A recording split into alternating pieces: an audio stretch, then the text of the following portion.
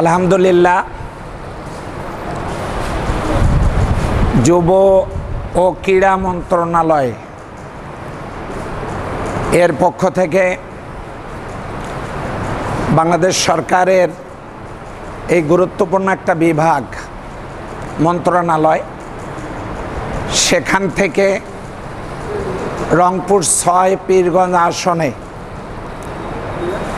বিভিন্ন শিক্ষা প্রতিষ্ঠানের খেলোয়াড়দের মাঝে, ক্রীড়া টিমের মাঝে শিক্ষা প্রতিষ্ঠানে প্রেরিত যে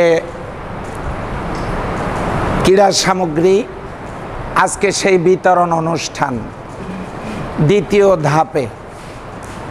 এর আগে একটা ধাপে আমরা পেয়েছি, আমরা প্রতিষ্ঠানে প্রতিষ্ঠানে, ক্লাবে ক্লাবে এগুলো দিয়েছি।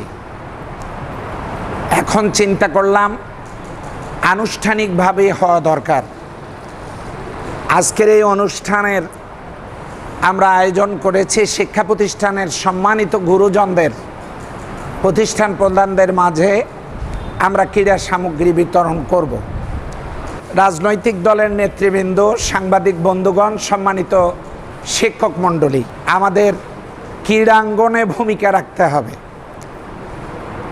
মেসি, নেইমার একদিনে তৈরি হয় নাই। আমাদের এই বাচ্চাগুলোকেও আমাদের গড়ে তুলতে হবে, আন্তর্জাতিক মানে গড়ে তোলার জন্য আমাদের চেষ্টা করতে হবে। গতকালকে হাই স্কুল মাঠে ক্রীড়া টিমের এই প্র্যাকটিস অনুষ্ঠানে আমি অংশ নিয়েছিলাম।